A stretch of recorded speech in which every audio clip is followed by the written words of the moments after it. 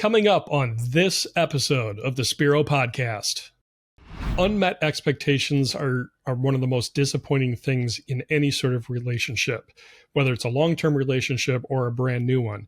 If they have a certain expectation and you don't meet that because it wasn't even addressed, the chances for continuing business with that person are going to greatly diminish. Welcome to the Spiro podcast, managing your real estate photography and videography business. With your hosts, Todd and Craig Magrum. Hi, and welcome to the Spiro podcast, managing your real estate photography and videography business. Spiro is a software platform designed to help you manage and scale your real estate media and marketing business. I'm Craig Magrum, host of the podcast, and always enjoy being here this week with you and every week, and with us each and every week as well. Our co-host and Spiro founder and owner, Todd Kivimaki. How's it going today, Todd? Oh, it's going good, Craig. It's good to be here for another week. I heard from a lot of our listeners. It was cool to hear from listeners. I always love to hear from you guys and gals out there on the road. If you want to contact us, shoot me an email, hello@Spiro, SPIRO.media, hello@Spiro.media. Send me an email. I'd love to hear about what you're doing, what questions you have, or just say hello. So it's good to hear from you. Thank you to those who contacted us this week. Great to hear from you. So it's always cool to hear from your clients, Craig, and hear from the listeners. So just a lot of neat stuff going on out there. It's busy season. It is.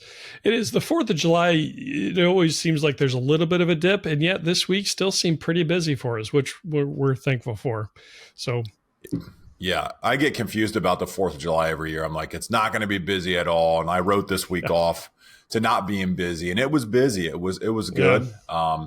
Some years I'm like, oh, we're going to be busy because the 4th's on Monday, and then everybody travels the rest of the week. So I have not figured it out in almost 20 years of doing it, but I'm not that smart. So I don't know. It's going to do whatever it's going to do. I have no response to that comment. I get in trouble either way, Todd. Hey, anyway. I lofted it up there. You can hit it. Go ahead. No, I'll whiff on that one. Thanks. Anyway, well, another great topic for this week. We're going to dive right into. Well, actually, before we dive into this, there's a couple things that you wanted to announce regarding PMRE and Spiro as well. So I'll let you jump in here. Yes, PMRE. If you have not been there, we have been mentioning this now for a few weeks. PMRE is the real estate media conference in our industry. So Brandon Cooper, the organizer and owner of the conference, is just an incredible person. And he has a knack at putting these together. He gets all the right people in a room, and it's a decked out room in Vegas and a great stage and the LED wall. Anyways, if you have not been, or if you have not registered yet, please do. They fill up really quick, and it's going to sell out. It just is. He's going to sell out. PMREconference.com to find out more information. They are announcing new speakers weekly, I believe. Also, if you do want to go, I have a discount code for you. Send me an email. Email it to you. Email me hello@Spiro.media, and I'll send you that $50 off coupon code for the PMRE conference.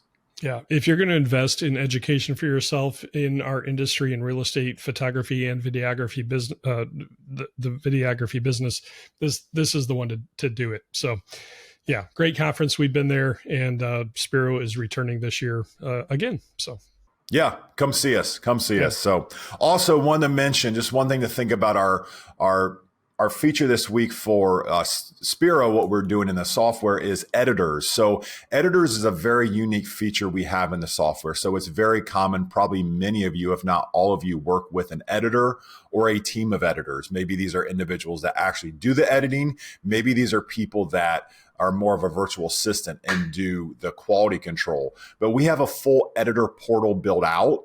If you're sick of assigning and sending jobs manually to your editors and figuring out where are they at and emailing them or Skyping them, our editor portal will solve that for you. It will automatically assign jobs based on the the variables that you define. It can assign jobs to multiple teams of editors, and you can track the status from one beautifully designed page. You can know what's pending, what's started, what's not complete. You know how long they worked on it. So it has been something that we designed for our media company, Wow Video Tours, out of necessity.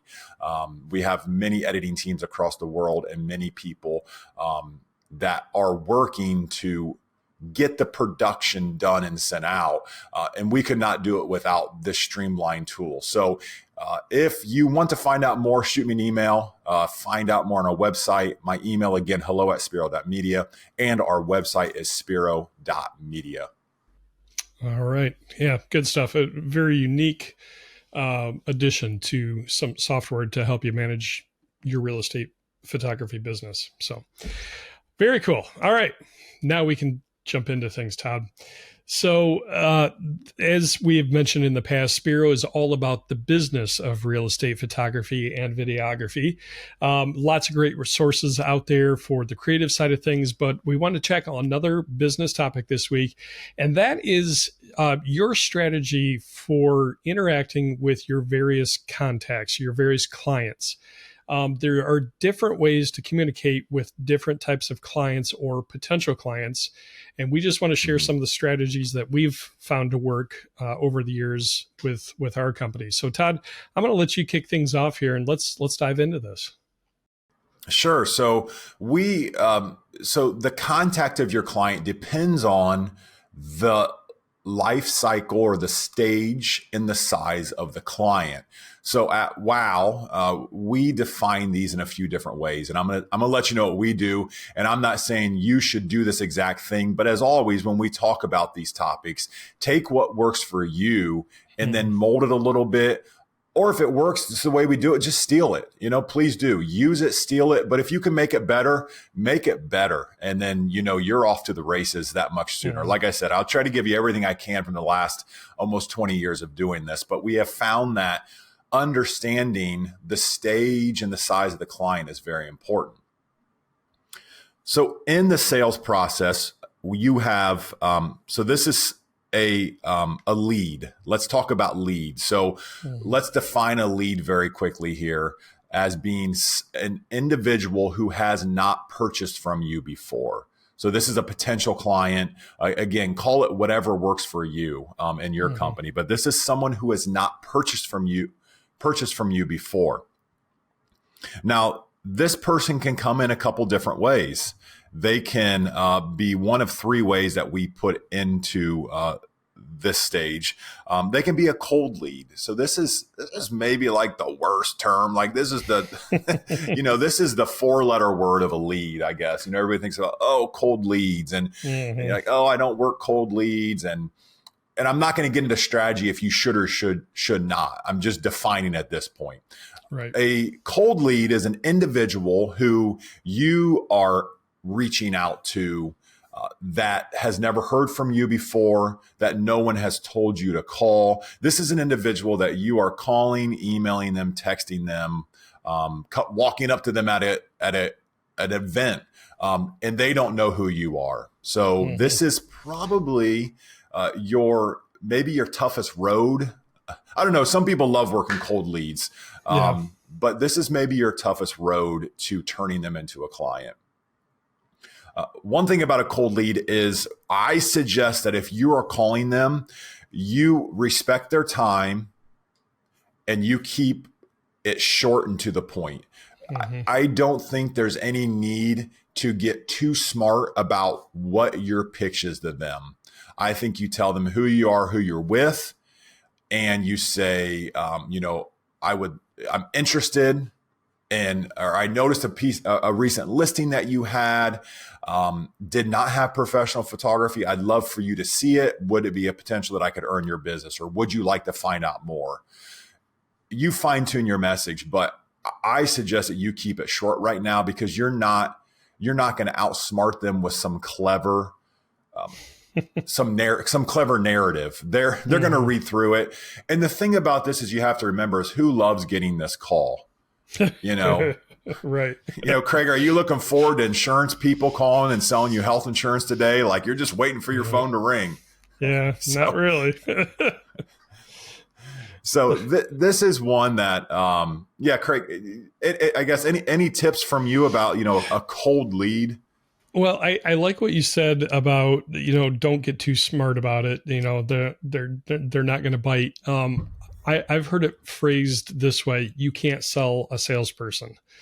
And in a presentation I did a few months back at a local brokerage office, my whole approach is we want to be a part of your team and just consult with you, suggest the right tools for the right job. And I use that line. I said, I can't sell you because you're a salesperson. And I got so many chuckles and laughs out of that. I mean, people immediately responded to that. They're like, yeah, you're right. You can't. So just go in and be honest with people. And okay, here's the services and tools we have that can help you for different types of properties. And our approach is not to sell you anything because we can't sell you. And just being real about that. I think that line built instant rapport, Todd. Mm-hmm. Yeah, it does. I'll go back to a phrase we use all the time, Craig, but you broke down some barriers that you wanted to serve them, and you just flat out said, I'm not going to try to sell you. That wasn't your goal. Your goal was to help them be a problem solver.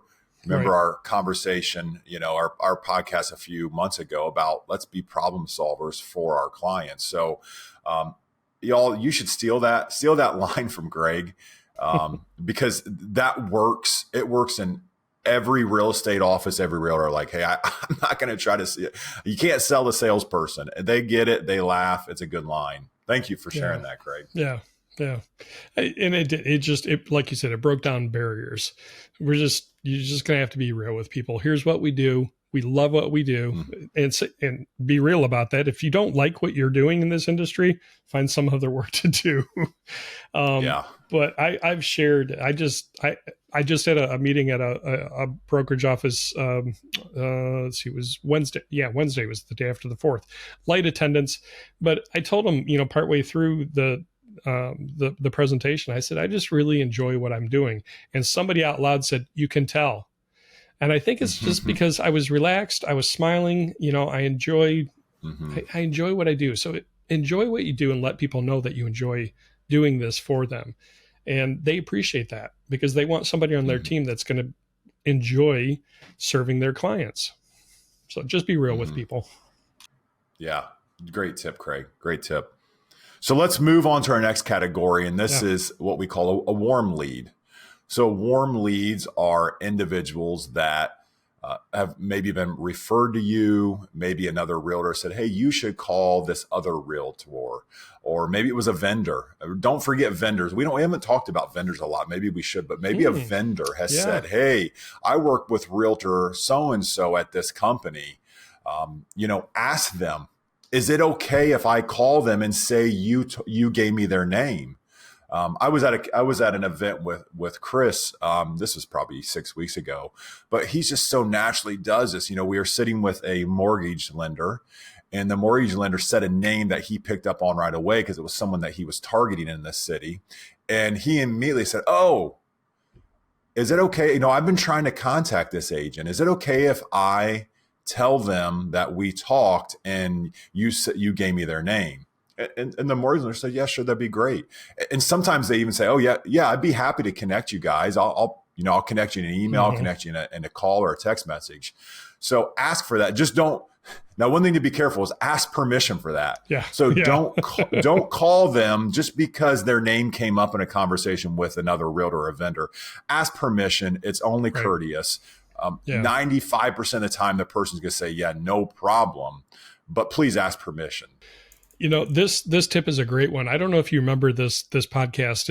It's been quite a few months, but we did an owner spotlight series with Tashara Milligan of Open Peak Media. I believe she's in North Carolina, and she talked about how that's part of her marketing strategy is networking and interfacing with other vendors and getting to know other people in our industry, mortgage officers, title people, things like that, for the purpose of then reaching out to realtors and cross-promoting each other as support industry around the real estate industry.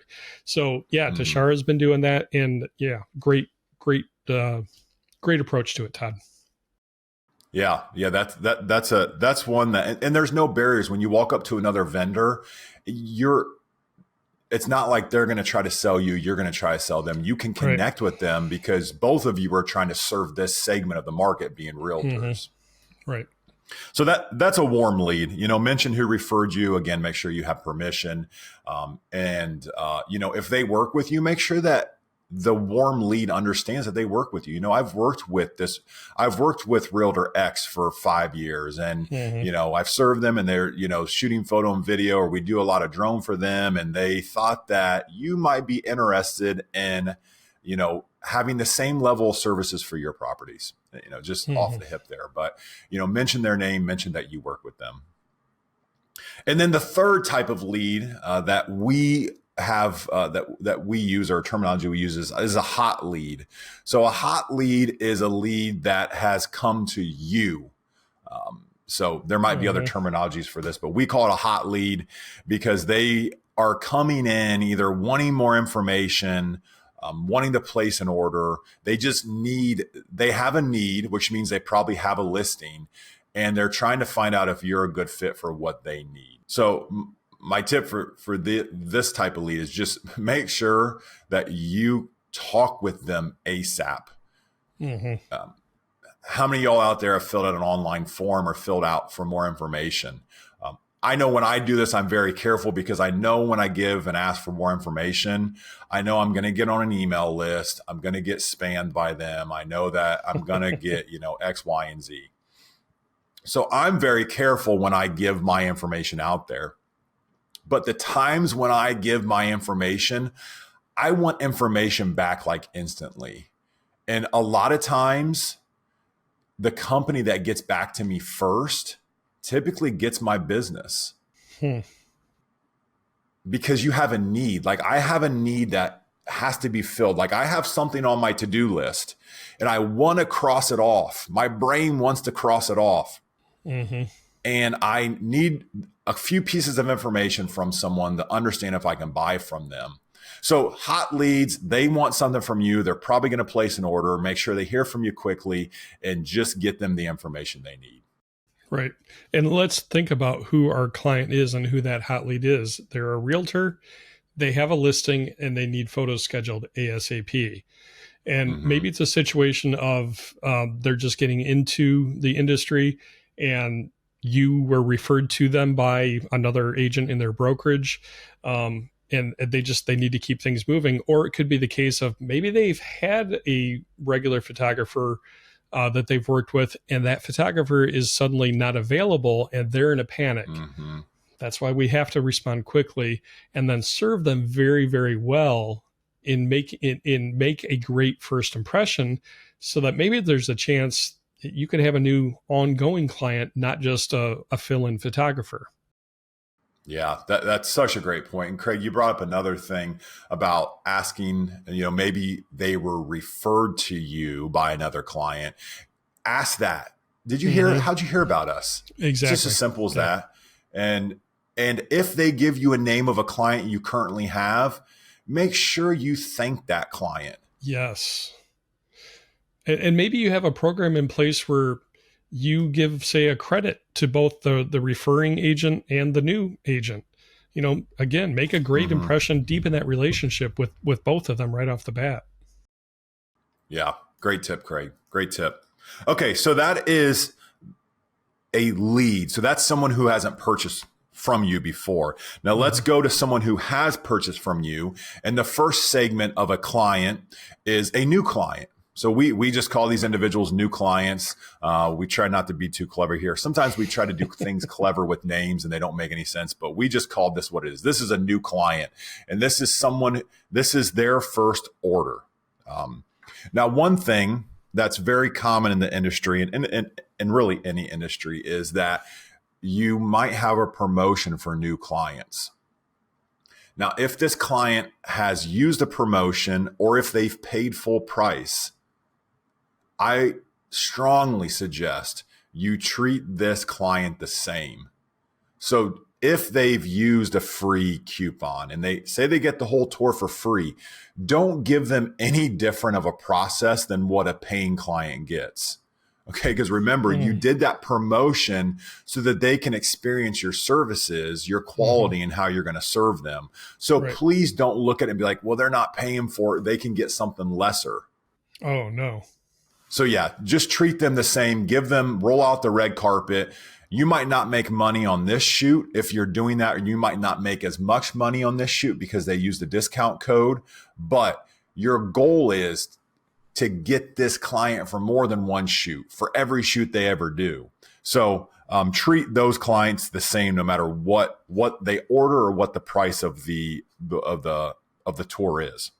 So here's just a quick little timeline of what we do and what we have found effective with new clients. Because remember, this is a good thing. So your marketing might be working. You might be getting referrals. Your lead pages might be working. You've got someone who found you that has never used you before. So this is like something to celebrate. It really is. Like, this is exciting. We track the number of new clients we get. So after they place the order, give them a call.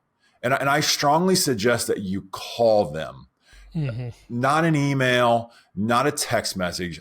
Pick up the phone and call them, because this client knows the least about what your business process is, what the procedure is, what they need to do to be successful in using your services.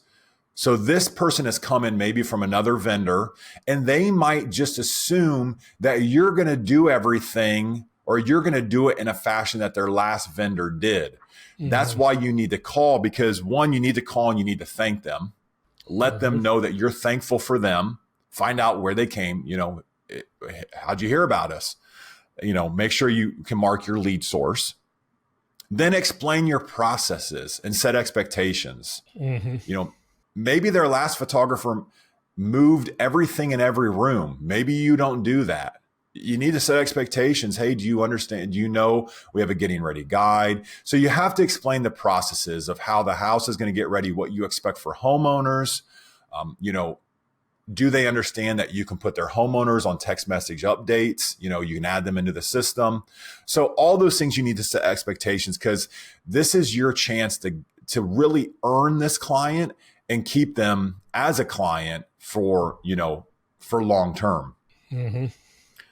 A couple other things you can do is you can serve them by upselling them. So maybe you find out a little more information about the property and you understand that you've got a product or a bundle or a service that would allow them to market the property better. You could suggest it. You can maybe do a discount here if you wanted to, if they paid full price. But this is where you can educate a little bit about your products and services, just so they understand. And then you can, of course, answer any questions. So always make sure, hey, is there anything I can answer for you? And give them the opportunity to voice anything that they have. So finally, one thing that I always like to do is I like to set expectations with when they're going to hear from you next. So just before you get off the phone, say, okay, great, this is what's going to happen next.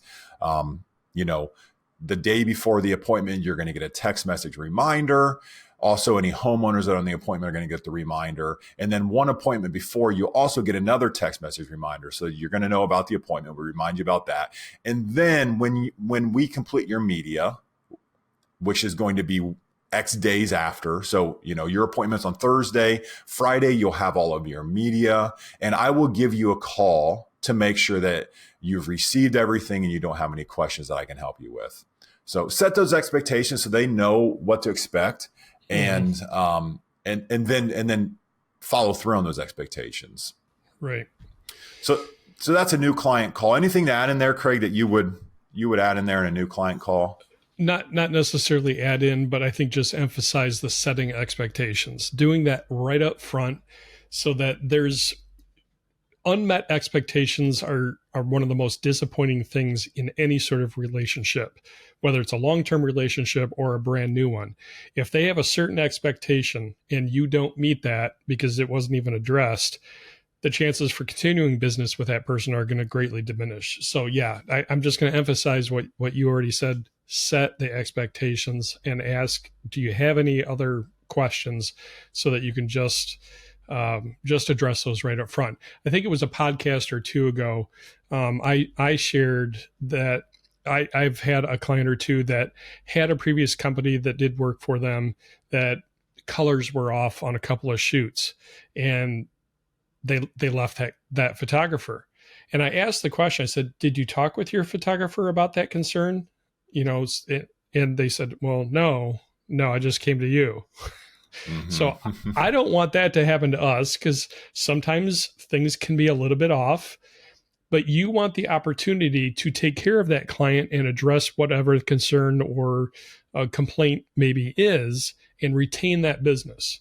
So I tell my clients, if for some reason you're not happy with, the photos, the video, something looks off, please call me so that we can talk through that and we can take care of you.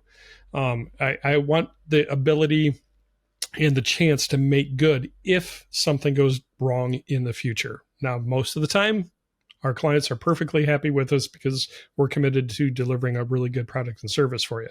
But I wanted to set that expectation of please call me and give me a chance to fix it before you just bounce to another vendor. Mm-hmm. The importance of setting expectations.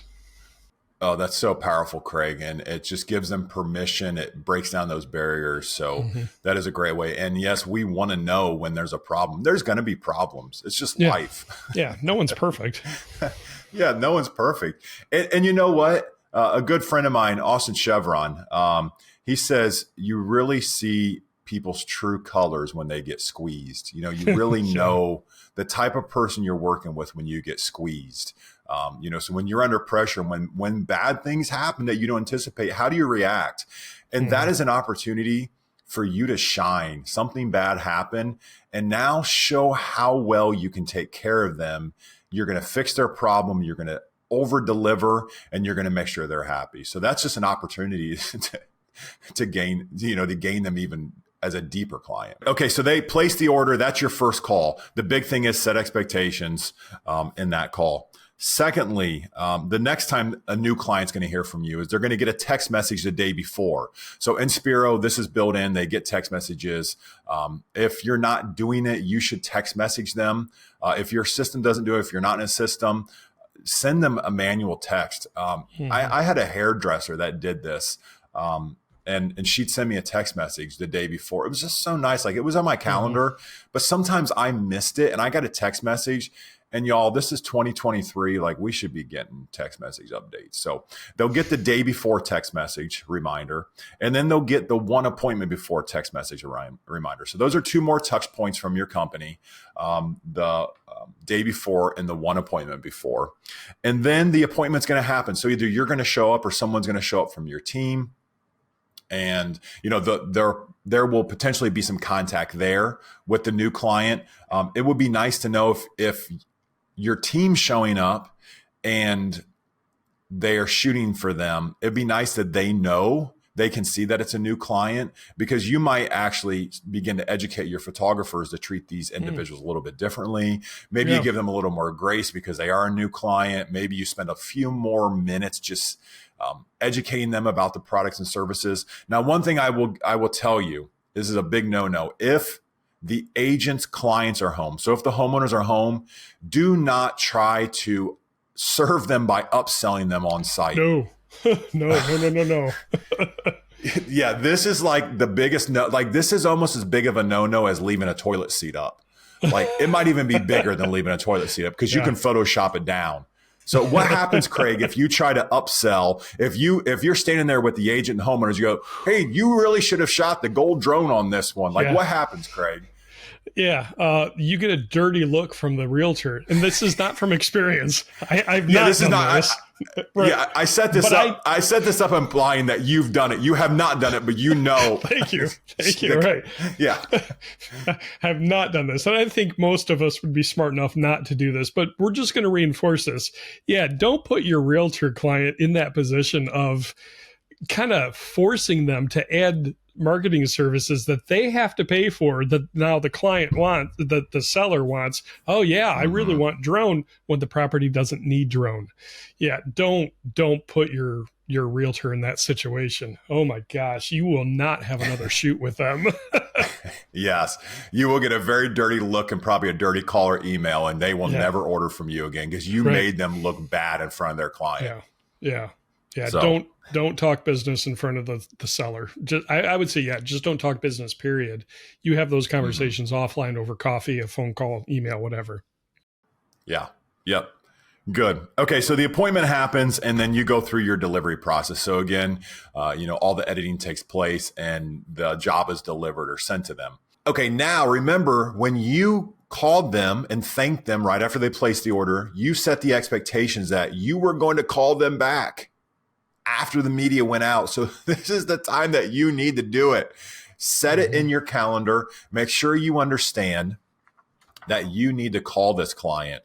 So this one is a quick one. I just suggest that you don't linger on the phone. You just call them quickly and you say, "Hey, realtor so-and-so, just wanted to let you know, this is Todd with Wild Video Tours. And I promised you I was going to call you after the media was delivered. The media just went out. I took a look over it. It looked beautiful. I love that kitchen. That island was incredible." You can spend a couple seconds talking up the property. Remember, they're selling this place. So get excited about it because they're excited about it.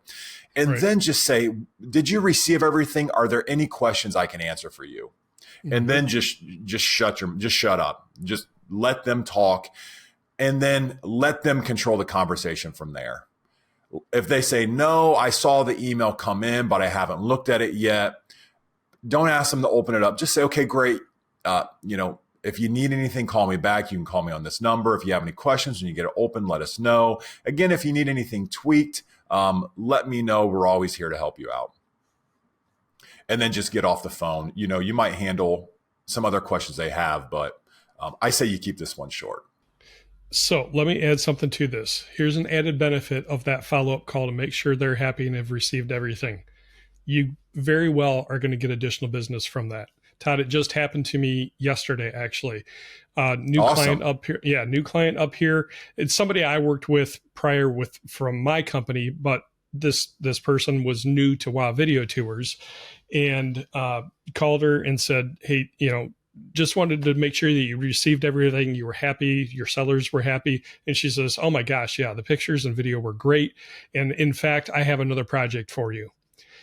That led to additional business. Now we have a big drone job for a development in this small town, and they added on a second drone package to get some of the points of interest of the town because she wants to market this particular small town to get people's interest in the new subdivision. So one simple phone call to make sure they received everything that they needed and that they were happy can lead to additional business. Yeah, that's great. And that happens as a real life example. It will happen. It won't happen every time, but it will happen. Yeah. Yep. I wanted to quickly mention here, Craig, the opposite way. So say there is something that they're concerned about. I would strongly suggest that you hear their concerns, make sure you voice it back to them. So what I'm hearing is that the kitchen colors are off a little bit. It needs to be more warm than cool. It's more of a yellow than a light gray. If we fix that, we'll fix it in these photos. Is there anything else that needs to be fixed? Collect everything that needs to be fixed and then go and do it. Get your editor, pull it up in Photoshop and do that as quickly as possible. And set expectations with them on when they can hear back from you with those fixes. So this is a time to shine. Yes, this kind of stinks because you didn't hit a home run, but you can still come out on top in this situation if everything didn't go perfect by fixing what they wanted quickly, telling them when it's going to be fixed by asking them if that's acceptable. It's 10:28 right now. If I get this back to you by 11:30, is that acceptable? Yes, it'll be great. I need to list it by 5 p.m. Okay, great. Then do that. And please send it back to them. Send it back to them before 11:30. 11:29 even, and then call them and say, "Hey, I sent it to you." So this is a time you can shine. Yes, it didn't come off without a hitch, but it's okay. No one's perfect. You don't have to be perfect every time. That's pressure that you shouldn't live under. If something needs fixed, just correct it efficiently and effectively and then move on from it. Yep. And I think most people will respond positively to that because they see that you're trying to take care of them. It's good customer service. Agreed. You can have grace for a mistake when you see that your vendor is trying. So. Right. Mm-hmm. Awesome. Okay, so that's the delivery call. That's the call after you've delivered the media. And then for a new client, remember, we're talking about just a new client journey right now. I suggest that you put in a call, a week later, some amount of time later. It's just a nice little check-in. Remember, you're still somewhat top of mind with them. And just follow up with them, make sure that everything's going okay. They might say, hey, I sold the listing. They might be just tuning your horn at this point. And now is a time that you can ask for a referral. They had some time to settle in. Make sure that they're not in the middle of something. If they're like, hey, I'm at a showing, don't push it now. Just have some awareness of if they're either chatty on the phone and you can talk to them, or if they're like, hey, I answered it out of respect because I know it was you, but like I'm busy right now. Just say, hey, it's a courtesy call, following up. Is everything good? How'd the property look? And they say, everything looks great. Okay, great. I'll follow up with you, in an email. But I think you can ask for a referral at this point. Okay, so that's a new client. You can steal some of those things for current clients as well that are not just new clients, but a new client, again, is defined as it's their first order. So moving into after the first order, so their second order and beyond, we look at these are current clients, we call them. That's a client that has ordered with you. It's not their first order, and they've ordered within 120 days. So we'll look at past 120 days, and that's just a number that we use. You can change that number. But a current client is someone's second order, and they have ordered within 120 days. We look at these current clients, this is who pays your bills. This is your bread and butter. We look at these individuals as kind of like a small, medium, large, or VIP group. And again, give those names whatever you want to, but I'll give you some characteristics of them. You're typically going to define them in these groups as small, medium, or large based on the revenue or the number of jobs they do. Mm-hmm. Sometimes it's their title or their influence. If it's a broker of a company, they're never going to shoot a property with you. So they're going to do 0 jobs per year, but they're the broker of a company. They should be marked as a VIP, so that and maybe they shouldn't be. I'm just saying, typically our brokers, our owners, we know they're VIPs. Everybody knows who the owners are, because when they need something, you need to take care of it. Mm-hmm. So just some general characteristics. Again, these are general characteristics, and these can relate to the way that you contact and converse with these agents. But let's look at the group small. So I don't want to give this a negative annotation at all, being small, because this is exciting, because these are your new agents. So these are your agents that are going to be your VIPs in 3, 5, 7 years. You need to spend time with these people. You need to nurture these people, build that relationship. Also, remember, these people can refer you. They're in the office with the VIPs, with the big agents. So build these relationships. They typically have a little bit more time to connect with you. Here's another very generalized one, but newer agents, might be open to some newer technology, and might try your newest vertical video, or might be into something, and they might give you a really cool idea you never thought of. So those are new agents. Typically they don't have a large budget. They're just starting off. They don't have a lot of listings. They haven't done a lot of transactions. And again, these are all general characteristics, but these people are very important to serve and to build relationships with and become friends with. Right. And I'll say, understanding that you have to prioritize your time in sales or building relationships with clients and new clients. If you can give them the same type of treatment that you would give a VIP in terms of the quality of your interaction with them, maybe not the amount of time, but the quality of the interaction, and make them feel valued, you'll have a customer for life. Treat them with respect, and don't talk down to them. Oh, well, you're just a new realtor. I've been in real estate photography for this many years. Don't talk down to your new realtors. give them the same respect and value that you would a VIP, and they'll become a raving fan. Yeah, for sure. For sure, Craig. Great tip.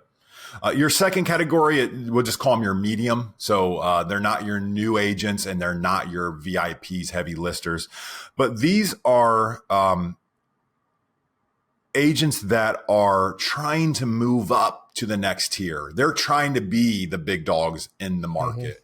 So they are open to new and different ideas.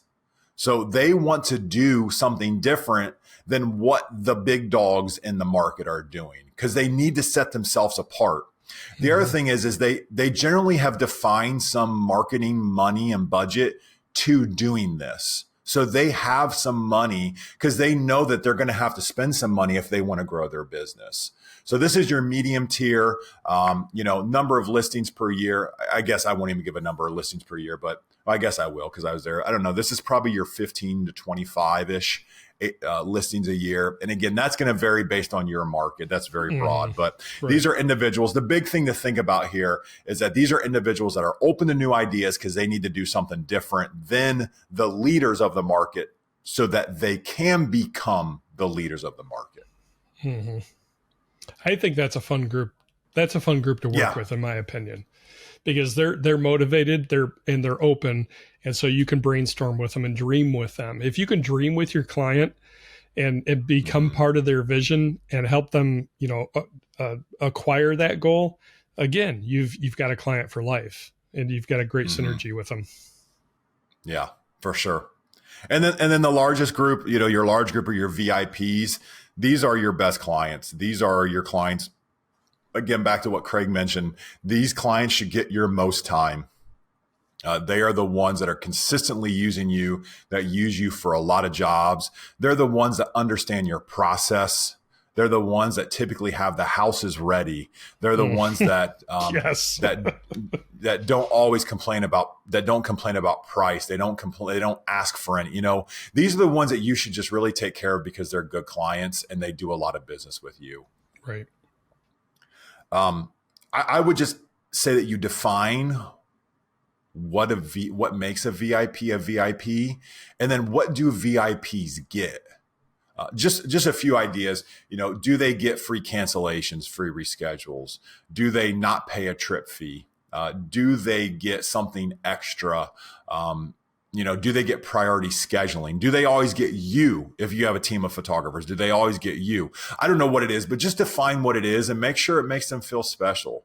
And, let them know that, hey, because you're so important to us, typically there is a $100 trip fee, but I'm going to waive it for you. We're not going to make you pay any trip fees. We just really appreciate your business. And we're happy to take care of you on this one. So just something simple like that. Craig, how else should you treat VIPs? Anything else to share? Because you're so good at taking care of our clients. You shared some great ideas. Yeah, having something special for them, whatever that might be in your business. You caught me flat-footed on this, Todd. Well, I think the thing that you mentioned about time is just the time with them. I think that's... And here's what I like to do, although I do this with new clients as well, but I'll make a concerted effort for our VIPs, is take them out to lunch, treat them to coffee, bring something to their office, surprise them with something extra that you might not do for everybody. Just those little personal touches where it's almost white glove, concierge service type treatment, where you're really helping make them feel special and valued. Yes. Because remember, your competition is trying to get this VIP. Like this is the segment of the market that everybody wants to shoot for and work with because they have a lot of listings. Yeah. So take care of them. Do what they need. There's a VIP in one of our markets that she's just the most near and dear to my heart. And literally I'd do anything for her. And we have defined what a VIP is and what we'll do for them. But literally this is one that I'd do anything for her. And she would do anything for me. And it's a relationship again that she understands that she'll call, her houses are always ready. she just understands our business. We understand her business, and we're always trying to be one step ahead and show her that she is important to us. Literally, I had a child in the hospital, and her mother had a birthday party. It was like a 90th, and literally, like I said, I'd photograph it and go and do it. And she trusted me to be there because I knew her and some of the family. But anyways, like I left the hospital, and this is terrible. Like this is a terrible dad moment, but like I left the hospital. Like my wife was okay. I got permission from my wife, but like I picked everything up. Yeah, please get permission. This is actually a terrible example because I don't know if you should really do this. But anyways, I did it. I went, and she still talks about that to this day. Like, my son was fine. He was very young, and it was a respiratory thing, and he was in the hospital for a day or two. And they're very careful with infants when they get, RSV. Anyways, long story short, like I was like, Cindy, I want to be there. You're important. And I was there, and she still talks about that. And, she treated me. It was a beautiful birthday party. Like she had dinner for me. She made sure I was okay. Like I enjoyed the evening. I ate well. My poor wife was in the hospital with our son, but she still talks about this to this day, that she remembers when I went and shot her mom's 90th birthday party at the golf course or at the golf club. And so anyways, do the little things.